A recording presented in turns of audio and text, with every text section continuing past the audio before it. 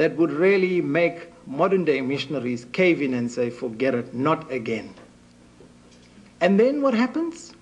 They were called in 49 CE to sit on a very mature meeting of the first century Christian governing body over a decision that threatened the unity of the Christian congregation. And after being there with such spiritual towers in their midst, in verse 36, we read the following of Acts chapter 15. Now they've finished their meeting there. In verse 36, Paul says to Barnabas, above all things, let us return and visit the brothers in every one of the cities in which we publish the word of Jehovah, to see how they are. For his part, Barnabas, now we know him, Barnabas, the encourager, he, the son of comfort, he was a man, a native of Cyprus. He also had no problems with Gentiles. It was good that he was brought into this very nicely, because now the Christian congregation was being paved for very interesting developments. So the right men, the right characteristics were right there to help out. The love, the compassion. These men had the qualities, the personality traits, ready to accept all these new believers. What a wonderful thing. Verse 37 says, this same Barnabas, who was so loving, so encouraging, so comforting, he was determined to take along also John, who is called Mark. You know what that teaches us?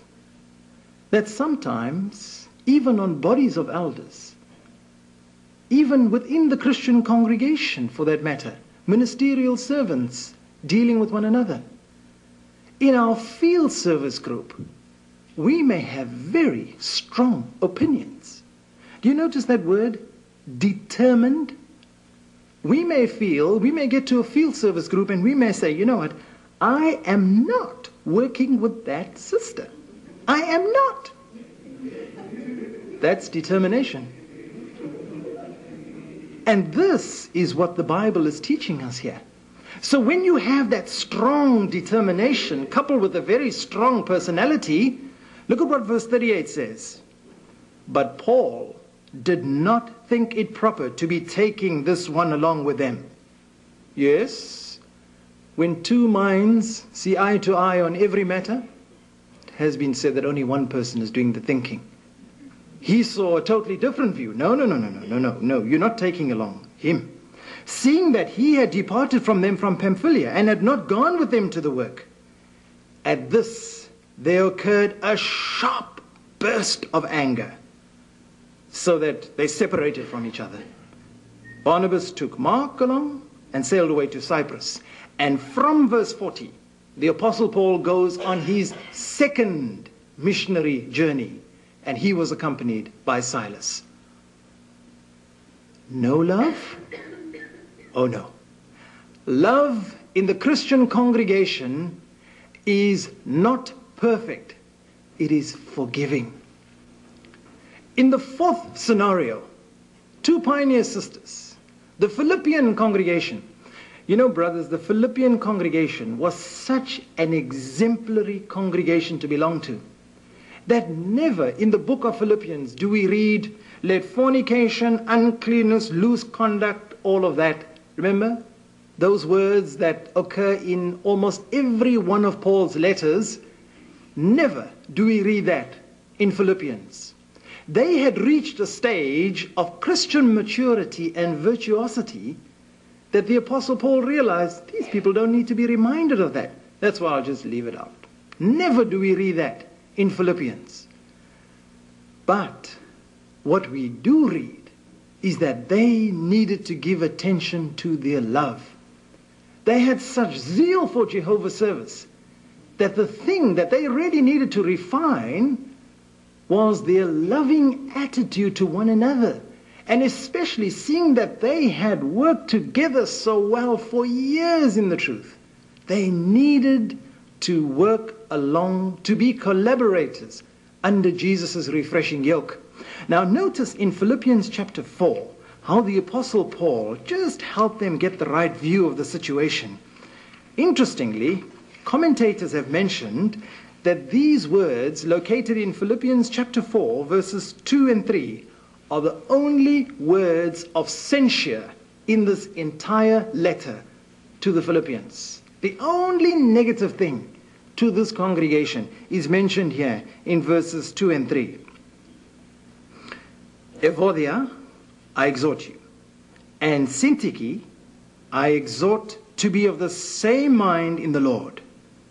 Yes, I request you too, genuine yokefellow, keep assisting these women who have striven side by side with me in the good news, along with Clement, as well as the rest of my fellow workers, whose names are in the book of life. Two faithful pioneer sisters. What do they need to do? Give attention to the quality of their love. Why? They needed to work together so that they needed to show that love is the identifying mark of the true Christian congregation. And you know, for love to be the identifying mark of the true Christian congregation, we have to acknowledge that love in the Christian congregation is not perfect. It is forgiving. You know, so often we say, you know, I love my brothers. I love the worldwide brotherhood. Oh, if I had arms as long as I could stretch, I would hug everybody. Yeah, it's true. We say that. And we mean it. We love our brothers. And you know, we take that one step further. We'll say, you know, I will die for my brothers. But are we prepared to live with them? That's the challenge, isn't that so? We love our brothers. We love the worldwide Christian congregation, identified by love. We're prepared to die for them. But are we prepared to live with them? Now, that's where the Apostle Paul gave a very interesting definition of love. And this is where this comes into play. And you know, one of the most difficult things to do, brothers, is to define love. You know why? Because love is an emotion. It cannot be easily defined. As a matter of fact, you'll see that the Bible defines love more in the sense of what it is not, rather than what it is. That's how complex this love that unites us is. It's something so special. It belongs, it's the very core of Jehovah's personality. The truth equals love. Full stop, or period, as you will say. There is nothing stronger than that.